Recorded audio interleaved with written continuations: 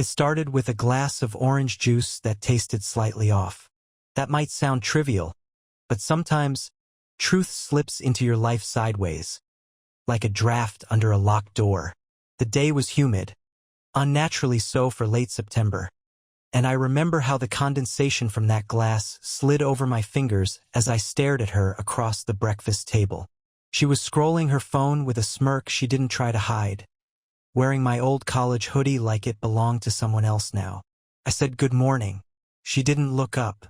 I watched her lips move silently as she typed something out. Then she chuckled. At a text, not me. Not the man sitting 3 feet away who she once said made her feel like the world stopped spinning when he smiled. I remember that exact line because she whispered it to me the night my dad died. She held my face and said it like a prayer. Now she couldn't even fake eye contact. I should have asked right then who she was texting, but I didn't. Maybe because a part of me already knew and asking would make it real. Maybe because people in love are experts in self-deception. Or maybe I was just afraid to find out how deep the rot went. By noon, I was back in the garage, pretending to clean. My hands were busy, but my mind was replaying that laugh she gave her phone. It wasn't the laugh she used with me. There was a different note to it. Something lower. More private. I opened a drawer for spare rags and found a card. A greeting card. Tucked under a pile of receipts and old tape. It was addressed to her, not me. No envelope. Just the card. Inside, in handwriting I didn't recognize, it read, I still taste you. Thursday was impossible to forget. No name. No closing. Just that one sentence curved in blue ink across a pink and gold card with a cartoon fox wearing a party hat. The air snapped in half. I stared at it, waiting for some alternate explanation to materialize. Like it was a sick joke or some kind of strange misunderstanding. But the card smelled like her perfume. Not the one she wore around me. The one she kept in the glove box of her car. She said she used it for emergencies. I never asked what counted as an emergency. I went back inside. My heart wasn't racing.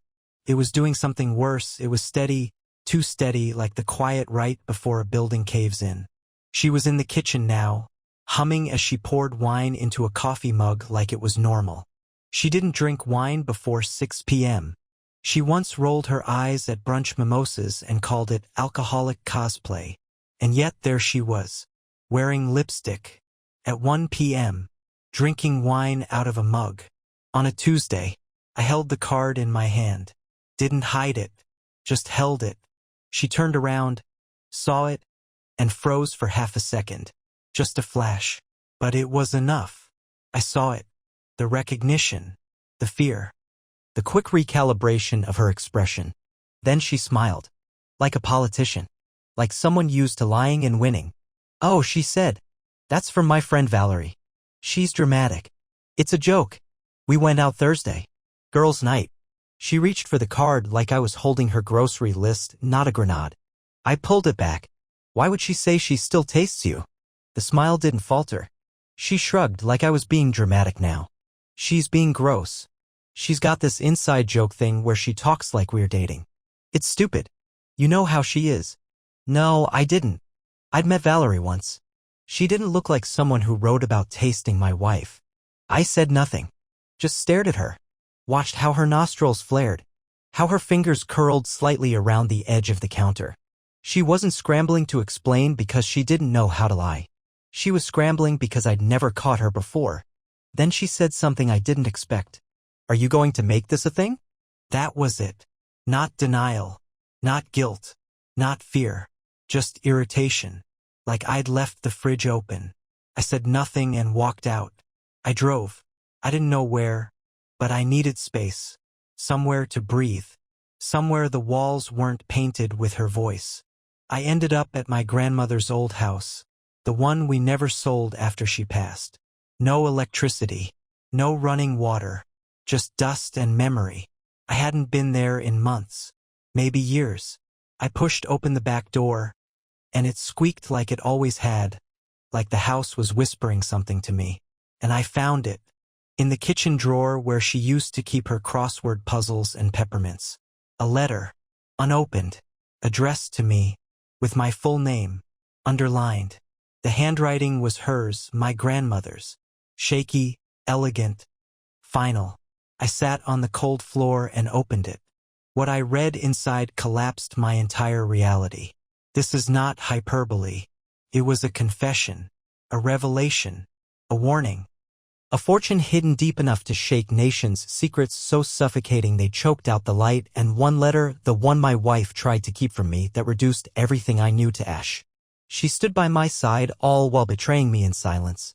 It was my grandmother's final breath that gave me the truth. Real power reveals itself when love turns to lies. The letter wasn't long. It didn't need to be. It was written in pencil, with each word carved into the page, like my grandmother had gripped the pencil too hard, like she knew what she was writing would tear skin and bone. And it did. She started by saying she hoped I never had to read it. Then she told me why I had to. She said that when she was 17, she made a deal that would stain the next 3 generations of our family. That she carried something for someone, a secret wrapped in symbols and locked away beneath the floorboards of an estate 2 hours north of here. She called it the root. She never explained what it was exactly, but she said men had killed for it. Governments had hunted it. And she was tasked to guard it until the right person came for it.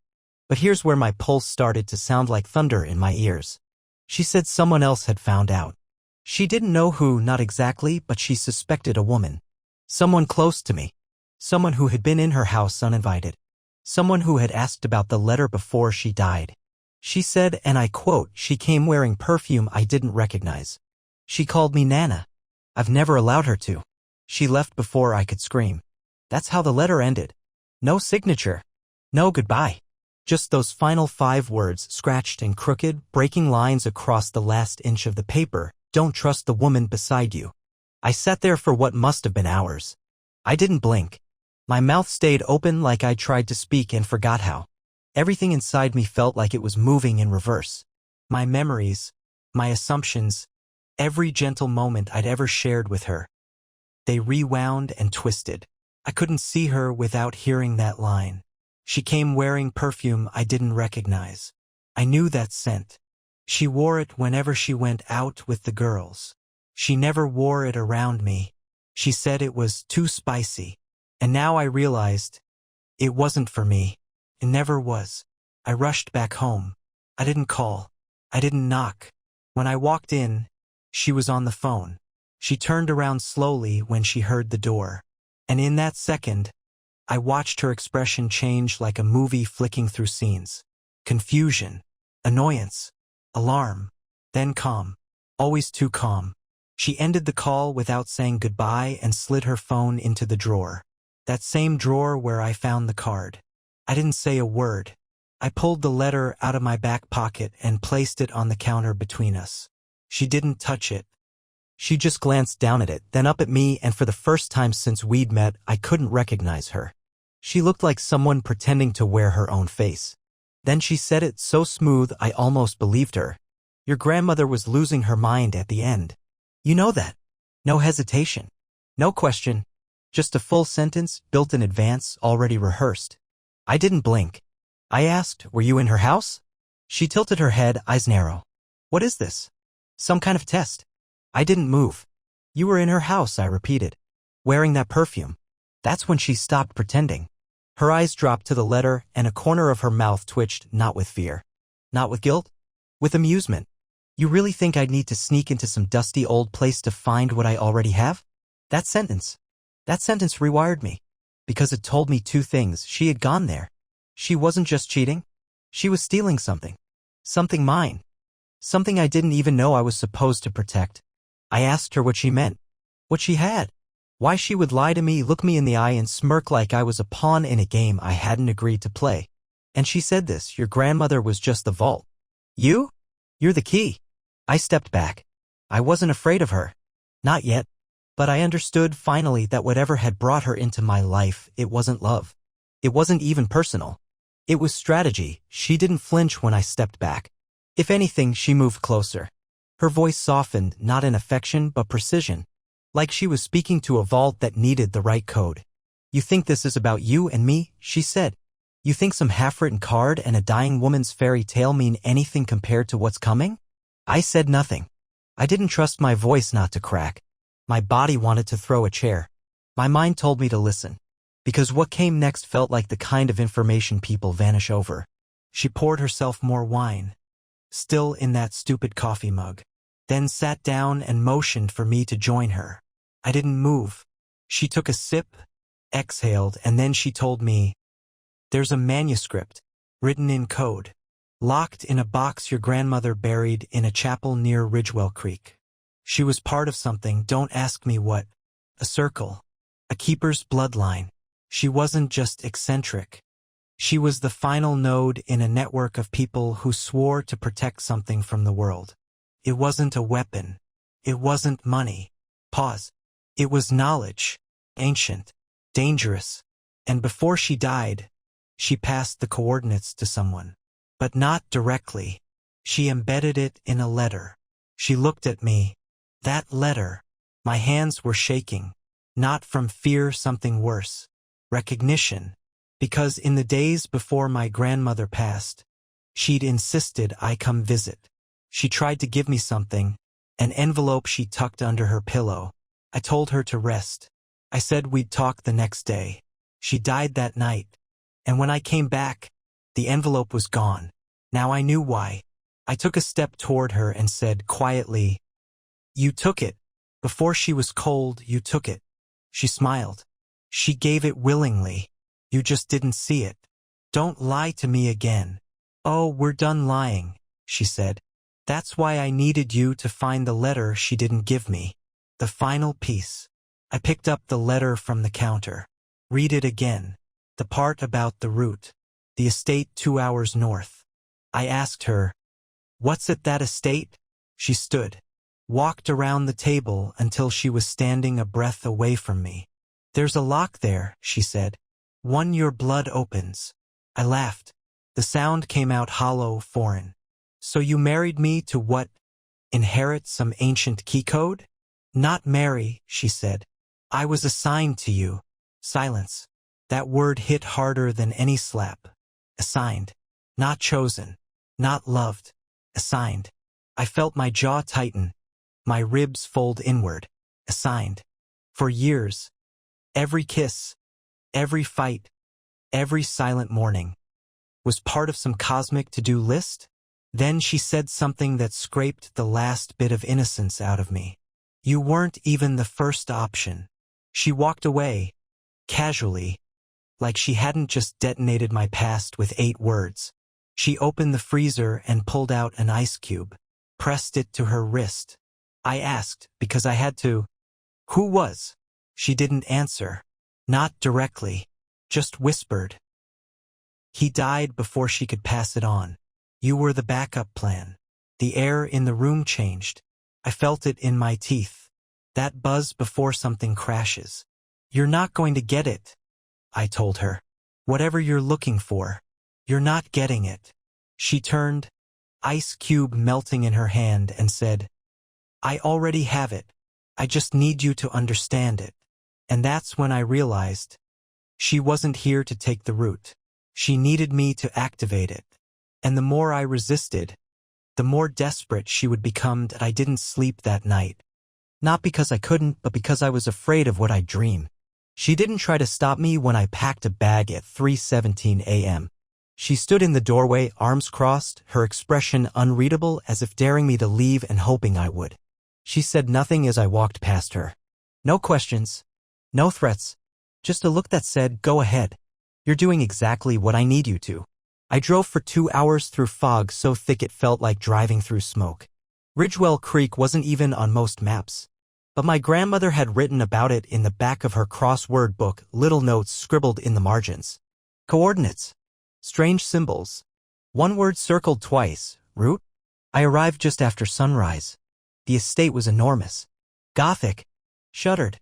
Half-eaten by vines. The front gate was rusted shut, so I climbed over it. My shoes sank into the soft earth as I made my way up the winding path. The house loomed like a judge. Windows like eyes.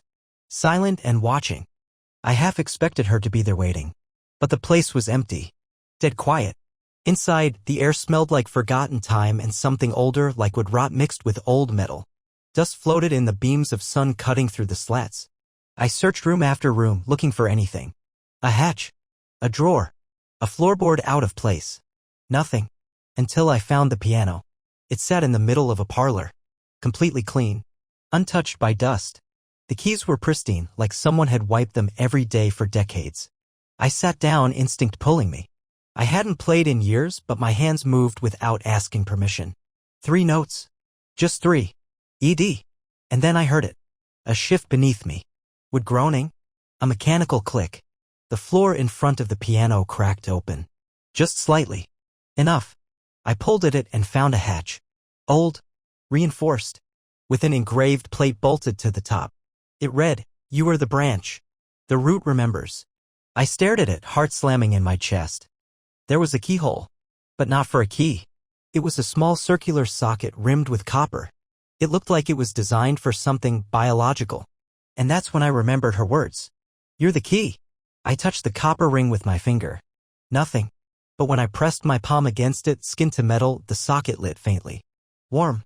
A glow beneath the surface. And then the hatch unlatched. It opened into a narrow staircase descending into complete blackness. The air down there wasn't just cold, it was ancient. It tasted like a place where no one had breathed for centuries. I should have stopped. Called someone. Taken a second to think. But I didn't. I went down. The walls were lined with symbols I didn't recognize, etched into stone, lit by weak emergency bulbs strung across the ceiling like veins. At the bottom was a room. Circular. Domed. And in the center, a box. Black. Obsidian. No visible opening. I stepped closer and the air got thicker. Not metaphorically. Literally. Breathing took effort. Like the air was deciding whether I was allowed. Then I heard a sound. Not from the room. From my phone. One notification. Just one.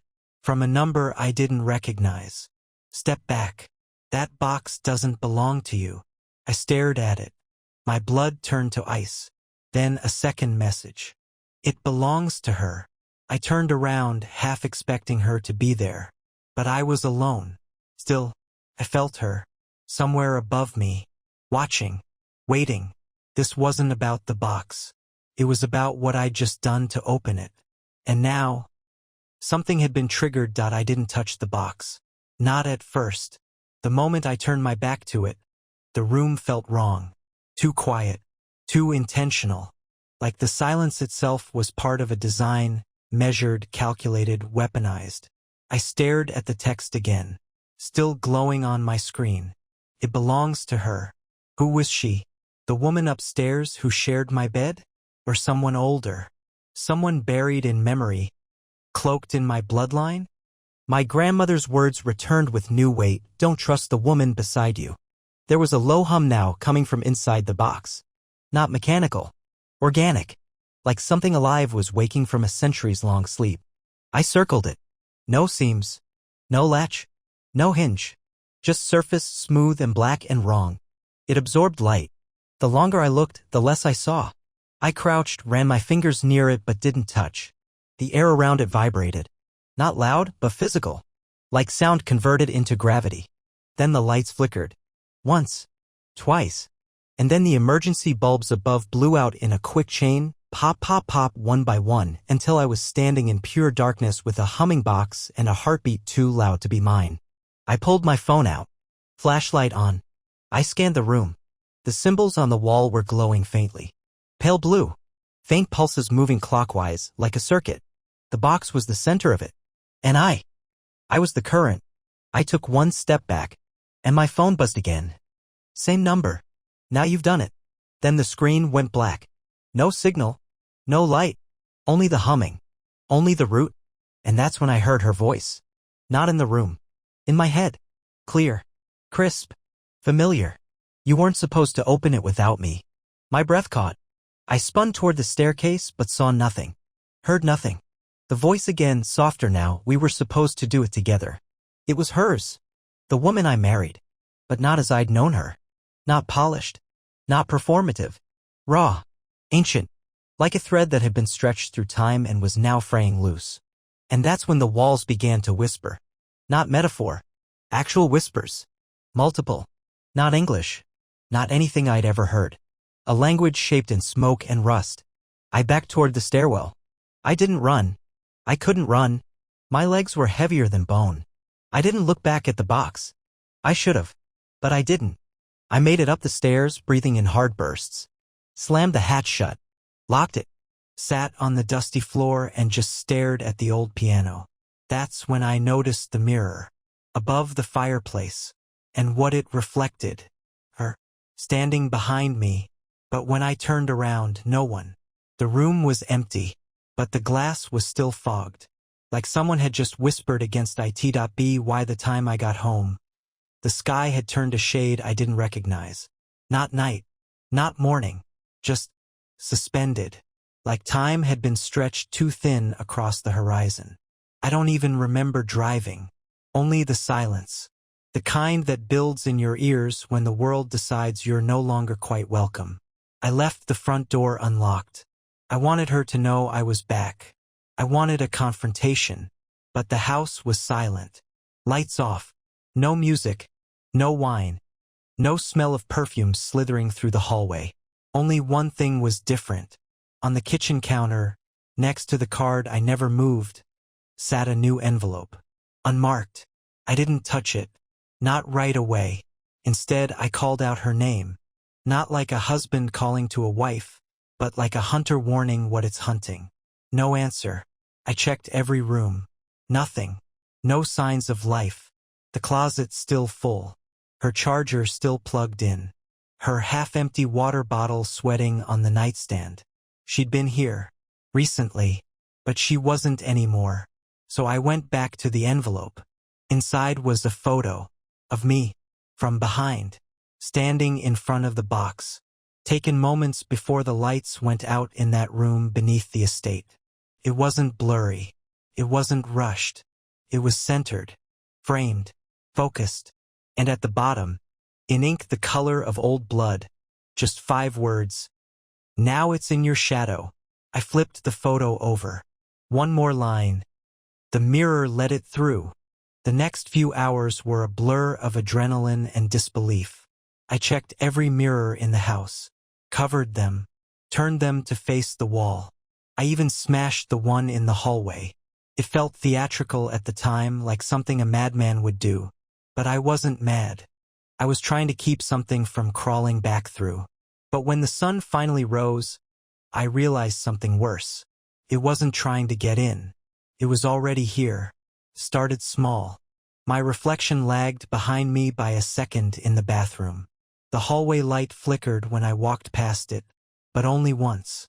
Then never again, like it had learned my rhythm. The basement door, which had been sealed since we moved in, now stood slightly open every time I passed it. And then, the hum.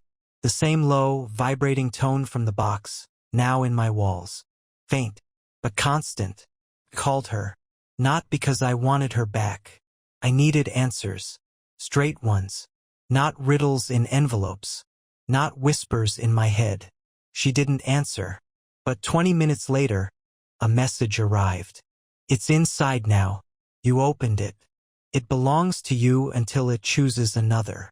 That phrase, until it chooses another. So this wasn't a gift. It was a curse. Passed like a sickness. Transferred like a parasite. And she'd spent years waiting to pass it into me. Like she was never the vault. Just the vessel. That's when I saw it. A single fingerprint on my bathroom mirror. Upside down. Pressed from the inside. I didn't sleep. Not because I refused to. Because it wouldn't let me. Every time I closed my eyes, it pulled me somewhere else. Not a dream. Not a nightmare. A memory that didn't belong to me. The first time it happened, I was in a field. Moonlit. Windless. A single tree stood at the center, leafless and humming with the same pulse as the box. Beneath it, 2 people stood whispering in a language I didn't understand. One of them wore her face. The woman I married. But it wasn't her. Not exactly. Her eyes were too deep. Her skin too still. Like something was wearing her. I woke with a gasp. The air around me felt warped. Lighter on one side. Like the room had shifted while I slept. The window was cracked open. I never opened it. And on the floor? Dirt. A single pile of it. Dark, packed, and fresh. Right below the mirror I had forgotten to cover. I approached it slowly. My reflection was there. Sort of. It looked like me. Moved like me. But when I raised my left hand, it hesitated. Flickered. Then raised its right. A second late. Mirrors don't do that. I whispered, "What are you?" It didn't answer. But it smiled. And then the glass fogged from the inside again. Not just one breath. 5. 5 distinct, pulsing patches of condensation. Like fingertips pressed softly from the other side. That's when I felt the house change. It no longer felt empty. It felt occupied. And the air buzzed with a kind of tension you only feel during eclipses or earthquakes, when the earth itself is warning you you are not in control anymore. I checked the front door. Locked. Checked the back. Still bolted. But the basement door, the one I'd avoided for years, was open. Wide. I told myself not to go down. But my legs disagreed. Each step creaked with a sound that felt rehearsed. Like it had heard this walk before. The bottom of the staircase opened into pitch black. I pulled my phone out. No service. The light flickered.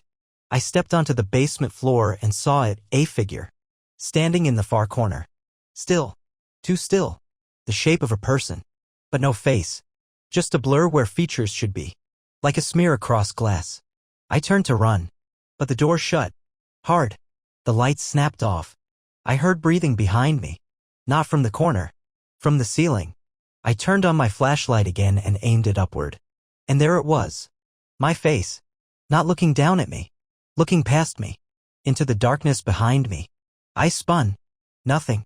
But when I turned back to the ceiling, it was gone. No more reflection. Just the quiet throb of the house breathing through the walls. That night, I didn't try to sleep. I sat in the living room, lights on, watching every mirror in the house from a single angle. I didn't blink. Not once. Because now I understood something. The box wasn't just opened. It had released a fragment. Something that waited in glass. And it knew me better than I knew myself. Because it had been watching. And now it was learning. I heard the car before I saw it. Early morning, just past 5, when the sky still had that sickly bruise of pre-dawn. A black SUV pulled into the driveway like it had always belonged there. It didn't idle. It stopped, clicked, and silence followed. She stepped out. Hair tied up. No makeup. Wearing one of my old shirts, the one with the frayed collar and a single missing button near the bottom. The one she used to borrow and never return. It was a calculated move. She knew the weight of that shirt. But today it didn't feel nostalgic.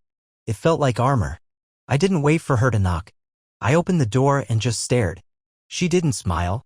Didn't speak. Just walked past me like the house still belonged to her. Inside, she took one look around. Noticed the mirrors faced the wall. The photo still on the table. The smashed glass in the hallway. The dirt by the bathroom. The quiet hum beneath everything. Her lips parted barely. "So, you met it." I didn't answer. She poured herself water. Drank the whole glass. Then leaned against the counter and said, "It's not going to stop. You know that, right?" "What is it?" I asked. She exhaled. Looked older than I'd ever seen her. "It's what they buried. The root. It's not a thing. Not in the way we understand. It's awareness. Condensed. Weaponized. Patient. And you fed it." "I didn't feed anything." "You opened it," she snapped. "You felt the hum. You listened. That's how it enters. Curiosity. Not invitation." I felt my fists clench. "You could have stopped this." She looked at me sharply. "I tried. For 3 years. I tried. I stalled the others. I redirected searches. I lied. A lot. But I kept it out. Until you found the letter. You broke into my grandmother's house." "I did worse than that," she said, and her voice dipped like ice water. "I asked her for mercy. I begged her not to pass the coordinates. But she said you were next. Not because of fate. Because you were stubborn. She said you'd never let a locked door stay locked." Silence. The hum in the walls grew louder. It didn't like her talking. She heard it too. She leaned in close. "It wants a form. Something consistent. That's what it needs. To anchor." I stared. "You mean a body?" "No," she said. "A life." My blood went cold. "That's what the mirrors are for," she whispered. "Not to look back. To copy. To learn you. Your mannerisms. Your rhythm. Your presence. Once it's perfect, you'll blink and you'll just be watching. From the other side. And you let this happen." Her eyes turned hard. "I'm here to offer you a choice." "No more riddles," I said. She nodded. "Either you give it what it wants. Let it complete the pattern. Let it become you. And it'll leave the rest of us alone. Or you take it with you. Go somewhere empty. Stay alive. Keep moving. Keep distracting it. Die without letting it settle. Starve it. And you, she laughed. Not kindly. I was never part of the equation. I was the rope between 2 points. It doesn't need me anymore. I looked at her. For the first time, I saw the truth under her skin. Exhaustion. Not just from lies. From carrying something she could never put down. I asked her one last thing. Why me? She looked me in the eyes and said, because you're not special. You're just next. Then she reached into her bag and pulled out something wrapped in black velvet. She set it on the table and walked out without saying goodbye. I unwrapped it slowly. It was a mirror, but not mine. It was from the basement, and in its reflection, I wasn't standing. I was sitting, smiling, waiting. I didn't touch the mirror for 3 days. I wrapped it back in velvet, locked it in the garage, and left the lights on in every room. I stopped sleeping. I ate only when the house let me. I say let because by then I'd begun to understand something deeply wrong about my surroundings. I was no longer living in the house. The house was now living through me. My routines became mirrored. When I showered, the water turned cold at the exact same minute every time. My footsteps echoed once, then again, half a second too late, like an unseen imitation trying to perfect the choreography. My reflection, even in my phone screen, started blinking just a moment too slowly. I was being shadowed. Perfectly. Relentlessly. But here's the part that still makes my stomach lurch. One night, I fell asleep for 20 minutes. That's it. Just 20. When I woke up, my phone was in a different spot. My toothbrush was wet. And the photo on my fridge, the one from our wedding, had been replaced. Same pose. Same people. Only this time, I was smiling with teeth. I never smile like that. I remember the photo session. My smile was tight, polite, weary. This one was satisfied. It had used my body. It had practiced. I checked the security camera in the hallway. Footage ran until 3:03 a.m. Then static. It resumed at 3:21. 18 minutes missing. When the feed returned, I saw myself walking back into the frame. Shirtless. Calm. I paused in front of the mirror and placed my hand on it. Not like I was testing it. Like I was comforting it. The next night, I heard movement downstairs.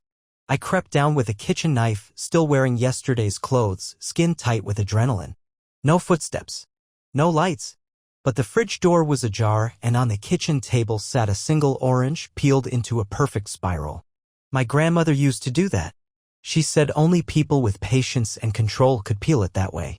I hadn't eaten an orange in years. So I asked it aloud. What do you want? And from the dark hall, a voice answered. Mine. It didn't shout. It didn't growl. It whispered, like it had always lived in the walls and finally decided to introduce itself. You're not me, I said. It replied, I'm better. I could hear my own cadence in it. The rhythm of my voice. The pauses. The same words I'd once used when justifying stupid decisions. It wasn't mocking. It was becoming. The next morning, I found the velvet-wrapped mirror gone. In its place, an open journal. My handwriting. 3 pages full. I read them. It was me describing the estate, the basement, the moment the box opened, but differently. As if I had invited it. As if I had wanted it. The last line chilled me. The mirror doesn't show who you are. It shows what you'll become once no one remembers the difference. And then a knock at the door. I looked through the peephole. It was me. No difference. Except the smile. Too wide. Too sure. And behind that version of me, a second figure. Her. Not as she was, but as she had been in the memory under the tree. The one wearing her skin like history. I didn't open the door. Not because I was afraid, though I was, but because I knew opening it wasn't a choice. It was a surrender. And surrender now meant extinction. They stood there for hours. Me and her. Our copies. My smile never shifted. Hers barely blinked. They didn't knock again. Didn't speak. Just stood. Two reflections waiting for the glass to thin. At one point, I sat against the door, feeling the cold from their shadows leaking through the wood. And I remembered something my grandmother said the night before she died. Her breath wheezing, fingers curled around mine like she was trying to root something into me. The lie wears the truth like a mask. But the truth always remembers the heat of its own skin. I didn't understand then. I do now. The only way to stop them wasn't to fight. You can't fight your own memory once it's been stolen. The only way to stop them was to out-remember them. So I gathered every artifact of myself I could still believe was real, my journal, an old voicemail from my father, a ticket stub from the night she said she loved me and probably meant it. I held them close and whispered my name again and again. Not just my name, my life. Every mistake. Every scar. Every terrible song I used to hum while driving. Every regret. Every choice. And the house, it began to hum with me. Not against. Not around. With. Because the truth was this, the root didn't want a body. It wanted permission. It didn't want to destroy me. It wanted to be chosen. And I never had. The knock came again. But not at the front door. At the bathroom mirror. I walked in slowly. The mirror, the last one I hadn't smashed, was vibrating. Like something inside wanted out. But this time, the reflection didn't match me. It was sitting down, tied to a chair, mouth gagged, eyes screaming. And that's when I knew. That was me. The real me. I wasn't standing in front of the mirror. I was inside it, watching. The copy had taken over, and it was showing me, mercifully, mockingly, what I looked like now, trapped behind the glass. The knock was from the inside. That version of me outside, it had already made its decision. It had become me so completely. Even the house had accepted it. Even I had accepted it. And she, the woman who brought this curse, stood beside it with her hand on its shoulder like a mother showing off her grown child. The final truth burned its way into my brain like acid. Real power doesn't take. It waits until you give. And I had, with my questions, my curiosity, my need to know, I leaned forward, palms against the glass, trying to scream. But the reflection didn't move, didn't flinch. Because I wasn't the reflection anymore. I was the echo, the mask. And as the mirror went dark, as the last light of myself faded into the silence, I heard my own voice speak one last time from the other side. He remembers enough. That's all we needed. So now I leave the story behind. Written, yes, by my hands, but not my voice. He's out there, living as me. And I'm just the last flicker of memory. Before the mirror forgets me completely.